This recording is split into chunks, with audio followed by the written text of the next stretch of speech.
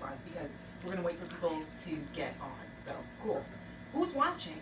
How many people do we have? This is so exciting. We're gonna wait to get a couple more people that are gonna start watching. So, but I will start. I am Nicole, I'm with Lahey Health. I'm here with Dr. Adam Wulkan. He is the Director of Lasers and Cosmetic Dermatology at Lahey Health Hub at MarketStreet in Lynnfield. And we're going to be talking about cosmetic procedures, we're going to see some cosmetic procedures, and we're going to take your questions from Instagram. You can ask them in the comments if you want to now. We also have some that have been asked previously throughout the week, so we're going to try and get to those as well. So let's get started and just tell me about the rising popularity in cosmetic procedures. So over the last 5 to 10 years, the rate of cosmetic procedures has gone up exponentially.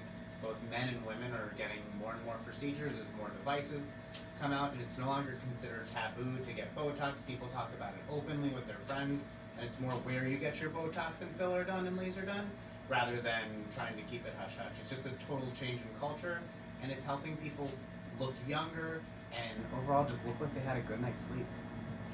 Do you feel like the technology has evolved over the past 10 to 15 years? It's evolved tremendously. So initially, the treatments were more invasive, and now we've come up with treatments that you literally can come in maybe on a Friday, and by Monday you don't see any signs of any swelling or anything like that. In general, there definitely are still the more invasive procedures. Then there are procedures that you literally can leave here and not look like anything happened. Do you feel like the procedures are starting to be more enticing to different age groups? So definitely there is, the millennial population is really growing as far as their interest in getting different procedures. And why is that? I think it's social media, things like Instagram, there's more awareness, and people are realizing that there's a preventative effect of a lot of these treatments. So things like Botox and Fraxel, which we have right here, they're considered prejuvenation. So you were able to get treatments to avoid needing that facelift when you're a little bit older. And do you find that you get more women in the room? Do you feel like more men are coming into the room? So there's definitely more women than men get treatments, and that's always been the case, but the fastest rising population for getting treatments is men, because men still have the same muscles and the same wrinkles that women do, and we're trying to keep up with women and them looking young. So it's, I think, again, with the considered taboo of getting these procedures, it's no longer there. So people are realizing that these are preventative treatments that they can do to stay looking young, and they look completely natural afterwards. And one of the things that I thought was really interesting when we had our conversation before we started this was that there are certain times of the year that it's more beneficial to get these types of treatments. So if someone was thinking about getting a laser treatment, when is the best time to go? So it really depends on what treatment we're talking about, but for the most part, for the laser, for different laser procedures, it's usually safer to get them done when you're not getting as much sun exposure and when you're basically a little bit more pale. If you get sun exposure, so in the summertime, it can be a little bit more risky, so we tend to, for certain patients, try and get as much done in the fall, winter, and spring, and maybe take the summer off. As far as injectable procedures, there's tons of things that we can do in the summertime that are very safe. Botox, fillers, Kybella, and even some laser procedures that are very safe any time of the year. Okay. Speaking of which, you have a bunch of different types of procedures here. Talk about what is available at Lahey Health Hub. Sure. So the main goal when I came here was to try and have something so that we can treat everything in the best possible way. So we have a laser called the pulse dye laser, or V-beam, that is designed for treating any vascular lesion, so anything red you can think of. Blood vessels on the cheeks for rosacea, that's the most common treatment, and it's tremendous. Babies with poor wine stains, or adults that have them as well, it's the best treatment possible for that. Acne scarring is really popular, so any of the red within that, and then just scars in general, red within scars. And there are other things for that as well, but the pulse dye laser is one of my favorites. Okay. We have laser hair removal, which is the device right here. That has 2 different wavelengths on it, which is my favorite device because it has... This device over here. Yeah, it's called the General Max Pro, and it has 2 different wavelengths on it. one for lighter skin, and then one that penetrates a little bit deeper for darker skin, so you're able to be safe and still be as effective as possible. Great. We're going to talk a little bit more about that. We're not going to show off the laser hair removal, but we are going to talk a little bit more about it. Talk to me about it.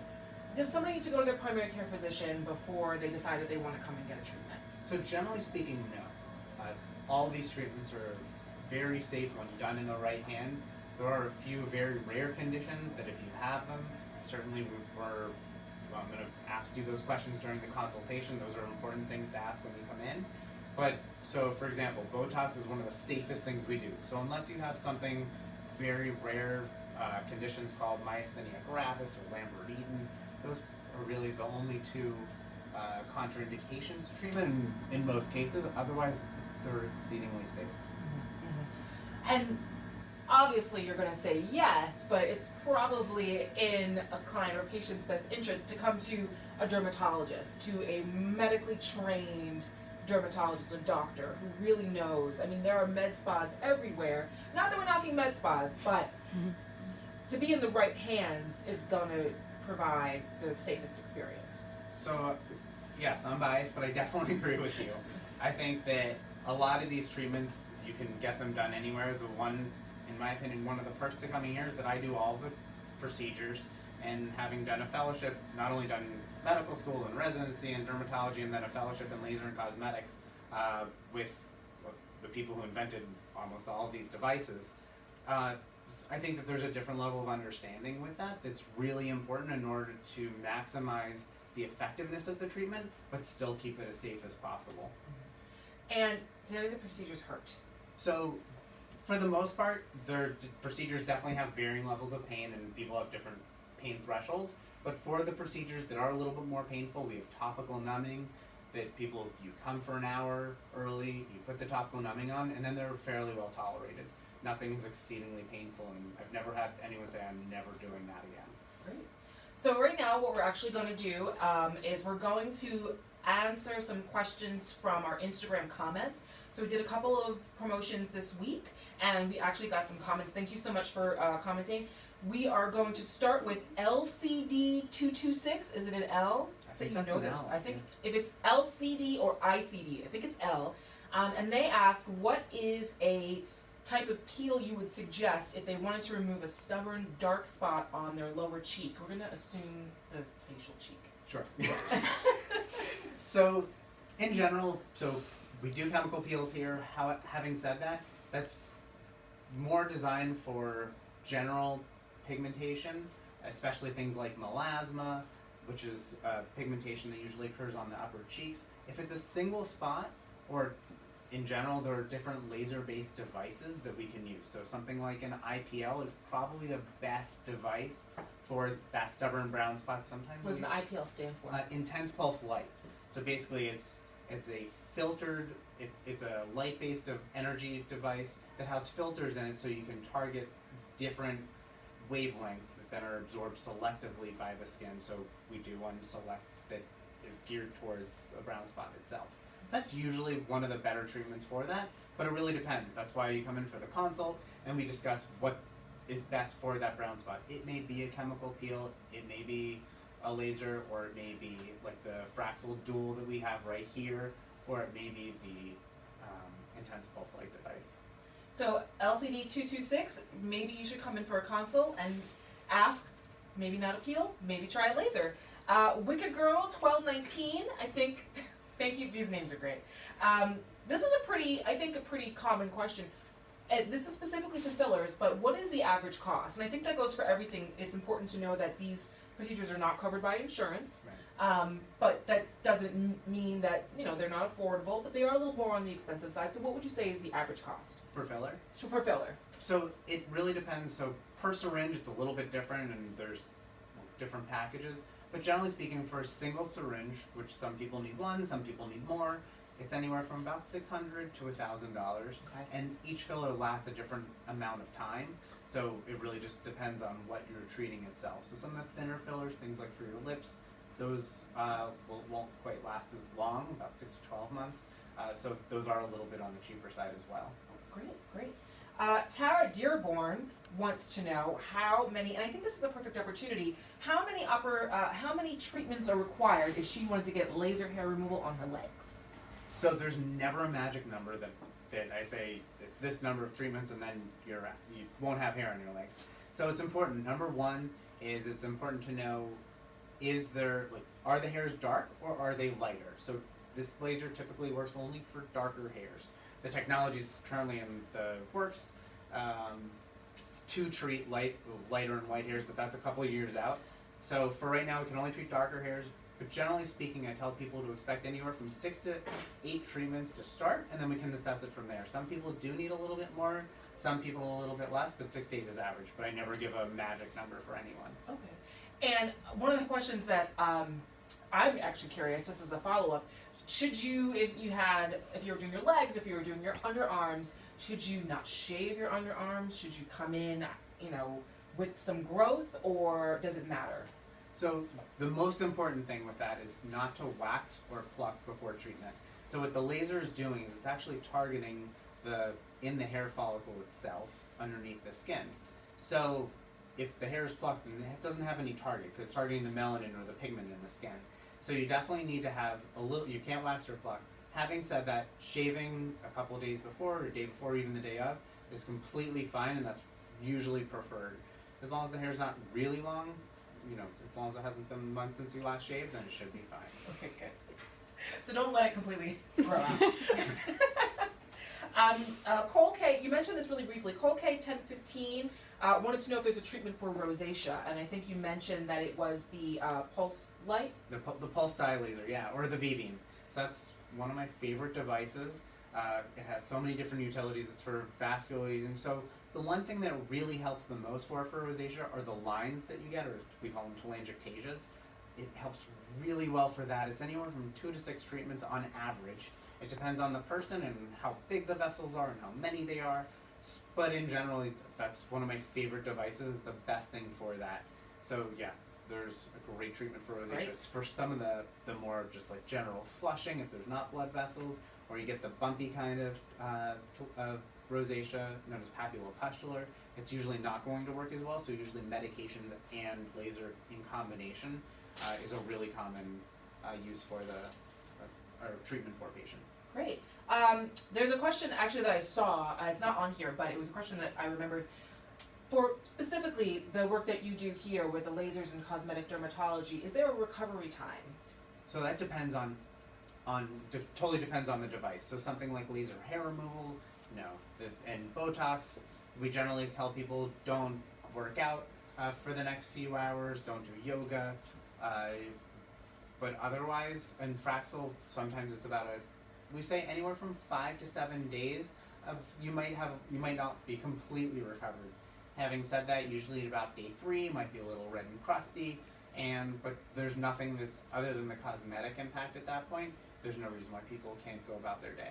Great, awesome. So we are going to be looking at specifically a Fraxel laser treatment today, and then we're going to be talking about fillers, we're going to be talking about laser hair. So why don't we power this baby up and bring in Christine so you guys can actually see up close and personal what this treatment is going to be exactly like. This is normally, like you said, like 30 minutes? It can take on average about 30 minutes for a full face treatment. Depends. Some people only want their cheeks treated for acne scars.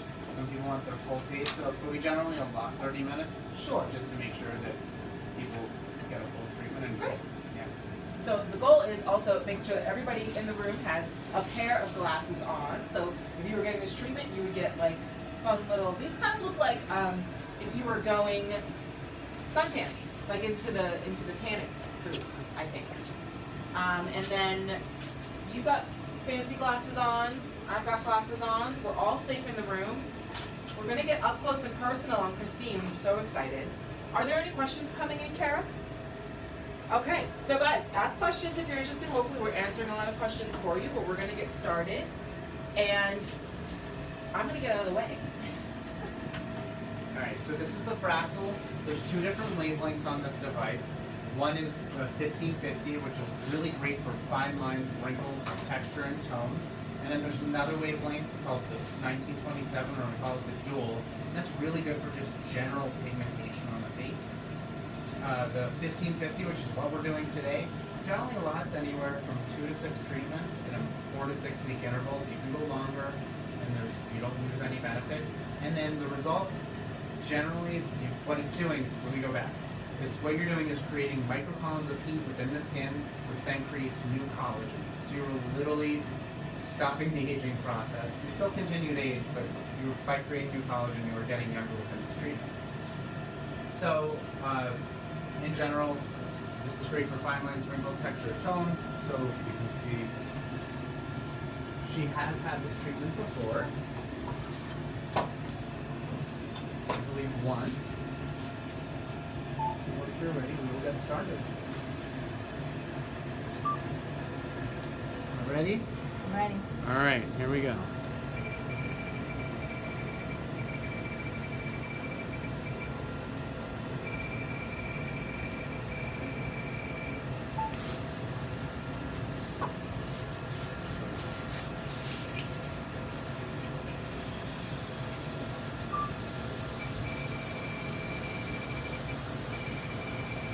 Dr. Wulkan, how often should someone do this?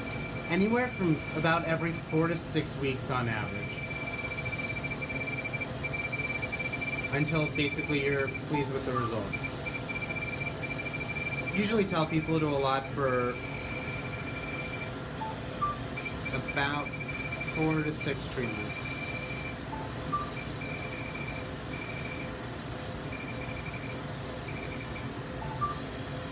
How you doing there? Good.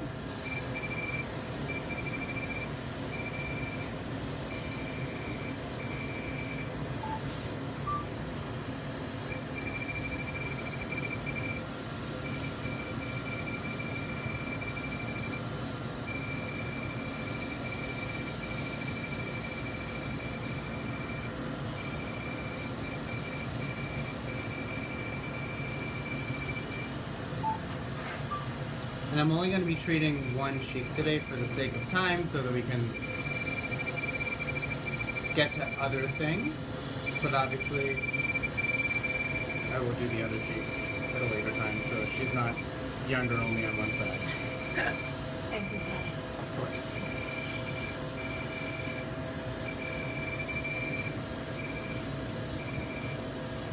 Christine, what does this feel like? A little like pins and needles, Okay.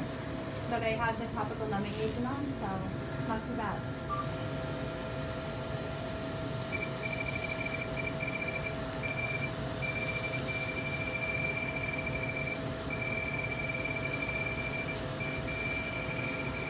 Okay, we're just about finished with the one cheek.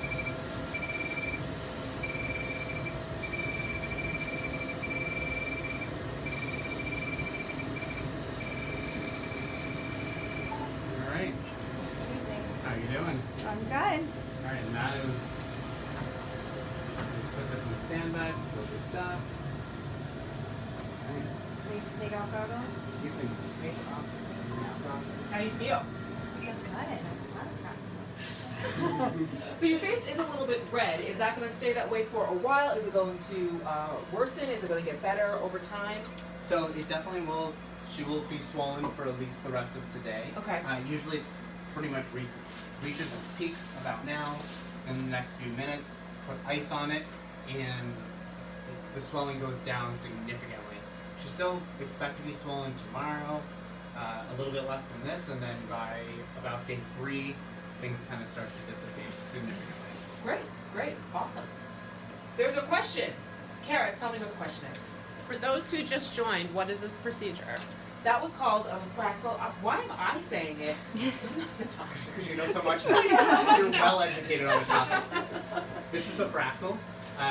There are different kinds of Fraxel. This is the 1550, so it's a non-ablative laser. And what would you use it for? Use it for fine lines, wrinkles, texture, and tone. Great, awesome. Thanks for asking. And now let's go over here. So we're not going to do a demonstration, but we are going to sort of show off this laser hair removal machine. So why don't you sort of explain what it is, and then there's one behind you that also you need to use, yes? Yeah, so this is for suction, just to get the laser, the actual plume from the laser, so that anything from the laser and the hair that tends to shoot out, we just get that. But So hair goes flying everywhere. You're getting you don't actually see that, but microscopically it does. Okay. But you don't. No one actually sees that. But anyways, it's definitely a good thing to have. So this is the GelMax Pro. It has 2 wavelengths on it. One being it's called the Alexandrite, or 755 nanometers, and that's better for lighter skin types. You're able to go be a little bit more. It penetrates a little bit better, so it's safer only for lighter skin types. Then there's the other one, because we call it the ND-YAG, and that penetrates deeper into the skin, so it's safer for darker skin types, because what it's actually doing is these lasers are touching the epidermis or the outside layer of the skin. So if you have a little bit darker skin type, you have to have a laser that's going to penetrate a little bit deeper to make it safer. There is cooling on the device on both wavelengths, so it actually cools the skin, and then the laser fires, which is the heat, so then it goes deeper. So that's how it's basically effective and still safe. Is there any hair that it's just not going to pick up on? So white hair, really light blonde hair, and red hair, it tends to not, it's not going to work successfully. Okay, good to know. Great, awesome, thank you. So now we have Lena in here, and she is going to get a consultation for a filler. So we're not going to poke at her too much, but Dr. Wulkan is going to take a look, so that way if you're interested in getting a filler, you can come in for a consultation, and he will check you out and give you suggestions. So while he's getting ready, I'm going to get out of the way. All right. So I just met her about 10 minutes ago. Yeah. Right before we started, and so she's coming in for filler. There's a few different things that bother her. One of which is, well, tell me what the things that bother you. Okay, so the things that bother me are the lines that are right here on either side of my mouth, and also the lines that are on the top of my mouth. Okay. Perfect. So the one thing that I see immediately on her is that she has great cheekbones. You've never had filler, correct? So I would not want to touch her cheeks because we're going to avoid making you look like you live in Beverly Hills. Right, exactly. So she has great cheekbones, so I'm not going to touch those at all. She also has a really nice, defined jawline. So I wouldn't touch that at all. So I totally agree with her that the 2 things that I would consider treating on her, one is these lines, the nasal labial folds, and these are the marionette lines. So if you see how this dips down a little bit, we can actually pick that up, and it will just keep her from, when she's at rest, from looking like she's a little bit unhappy, and she'll just literally picks up the corners of the mouth like that. So we can do that, and then fill in right here. And then a few of these very small lines. Again, all these things are designed to make it so that she looks natural, and not that she looks like she had any sort of work done. So it'll still look like me, but just without the lines. Exactly. You'll still even have the lines very subtly, but it's going to look like a better version of you, right? Yeah. So as you age, you lose fat. So this is literally filling in the fat and filling in the lines just subtly. But yeah, you'll still definitely have the lines. We're not trying to make, not trying to make them totally go away, because you still have expression lines, and that's natural. Yeah, you still want a little bit of natural, but just a better version of what I look like now. Exactly. So by filling in right here, we can soften the depth of this little crevice right here, and then this line. So that does really well. Another thing with the lips that's really important is, so make the expression face like you're sipping through a straw, right? So these lines, as you use them. It's called duck face, Dr. Wulkan. Yes. That's what I was waiting for, but okay. Give me a duck face. Thank you. Thank you. All right, so. Sorry. All right, okay, I'm gonna do it. So by softening these lines, again, not eliminating them, so she can still drink through a straw, but by softening these lines with Botox, then we can actually see what is going on and what the lines are like at rest, and then just subtly fill these lines in about 2 weeks after. So we may be able to do Botox on you just a little bit and have it be, and you may not even need filler. So I always like doing that first and then assessing at a later, about 2 weeks later. So I might not have to come back, but to get another treatment. Right, exactly. You might not need another treatment. I still want you to come back so I can see what you look like, and then give you my opinion, but you may not even need it. Okay. Dr. Wulkan, we did have a question on our Instagram Live. How long do the fillers last? Great question. So fillers last anywhere from 6 months. So for this, I probably would do a filler like Restylane Silk, which that lasts anywhere from about 6 to 12 months. But for some of the deeper fillers, those can last anywhere from 9 to 15 months about. Great. So yeah, they can definitely last a long time. And then sometimes people, this is not the expectation, but sometimes people do hang on to their filler for a really long time. I'm not sure why that happens, but it's always an added perk when people get filler once and don't need it again, but definitely not something to expect. And then Botox lasts anywhere from 3 to 6 months. For people who have really strong lines, or strong muscles rather, they're gonna be closer toward the every 3 months, especially like men who work out a lot, you're metabolizing that a lot faster. Whereas someone who doesn't have as much expression lines may hold on to their Botox a little bit longer. Great. And you have a tray over here of different types of fillers. Mm-hmm. So can you sort of go over a couple of these that are available? Sure. We can definitely talk about that. So these are just a few of the ones that we have. So the most important thing when dealing with fillers is to make sure that we have the one that's best for you. So it's not one filler for any given place. So some of these like Restylane Define and Refine, those are two of my favorites. They're really good for expression lines, especially, well, I shouldn't show it on me because we're talking about her, but right in here, that's great. And it just makes it look more natural when you actually move. It doesn't make you look stiff. Same thing with Lift. Lift is actually very similar to Voluma that we have from Juvederm. It's two different brands, and they both are really good for obviously lifting the skin, and this is volumizing. The names come from that, and they do a really good job of that. So that's really something I like to do on the cheeks. Again, I would never do it for her because she has great cheeks. And then sometimes, like on the defining the jawline as well. So these are deeper fillers, really to just create volume for fat loss that occurs with age. And then we have here, we have Restylane Silk. I love that for really subtle areas. So if I were to do these lip lines, that is really good because it just goes in very thin, very natural, and obviously Silk, the name is, as you would expect, it does go very silky. And what about the Cabela? So Kybella is really good for submental chin fat. So the double chins that people have, it is, what it does is it actually is a naturally occurring substance known as deoxycholic acid. You form that in your body, and what this actually does is it breaks down the fat, and within about anywhere from 2 to 4 treatments on average, people's double chins will go away. It's important to mention though that you need fat there and not just loose skin. So if all you get when you have skin, then it's not going to treat that. But if it actually is fat, then it will help to tighten those areas. Great. Awesome. Well, I think that's really everything that we were looking to sort of talk about. This has been extremely informative. Thank you so much to Lena and to Christine for being our guinea pigs for the day. You're welcome. Really appreciate it. Thank you all for tuning in. If you want to learn more about the different types of treatments that we just did and procedures that we just talked about, it's actually, you can go to our Healthy State page, myhealthystate.org, and Dr. Adam Wulkan was interviewed and goes over these in a little bit more. I mean, we went over some good detail today, but we talk about them and you can sort of see a list there as well, and maybe some things to consider if you want to do this, if you want to try a laser treatment or some kind of filler. Also, please follow him at Adam Wulkan MD on Instagram. And this was awesome. I really had a good time. Thank you so much for coming. Yeah, no problem. Great. We will save this and keep it available for anyone who wants to see it. So thank you so much for your questions. Really appreciate it. I'm Nicole. This is Dr. Adam Wulkan. We're at Lahey Health Hub. Thank you very much for joining us. Thank you.